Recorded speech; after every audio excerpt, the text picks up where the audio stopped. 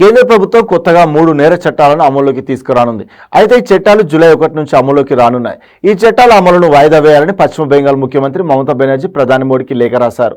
పశ్చిమ బెంగాల్ ముఖ్యమంత్రి మమతా బెనర్జీ నూతనంగా ప్రవేశపెట్టనున్న చట్టాలను వాయిదా వేయాలని కేంద్ర ప్రభుత్వాన్ని కోరారు.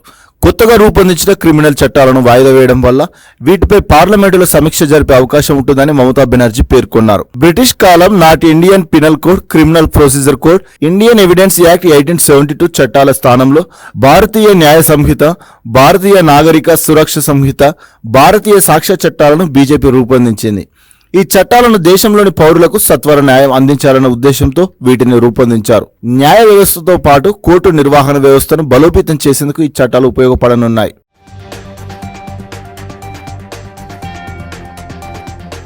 సార్వత్రిక ఎన్నికలకు ముందు బీజేపీ ప్రభుత్వం క్లిష్టమైన 3 బిల్లులను ఏకపక్షంగా ఎటువంటి చర్చ లేకుండా ఆమోదించిందని ఆరోపించారు.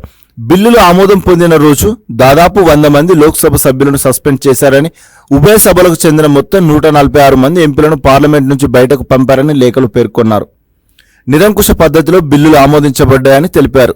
వీటి అమలును వాయిదా వేయడం ద్వారా కొత్తగా ఎన్నికైన పార్లమెంట్ ఈ చట్టాలను క్షుణ్ణంగా సమీక్షించడానికి, చర్చించడానికి అవకాశం ఉంటుందని పేర్కొన్నారు. భారతీయ న్యాయ సంహితతో పాటు మరో 2 బిల్లుల అమలును వాయిదా వేయాలని, మా విజ్ఞప్తిని పరిగణలోకి తీసుకోవాలని ఆమె లేఖ పేర్కొన్నారు.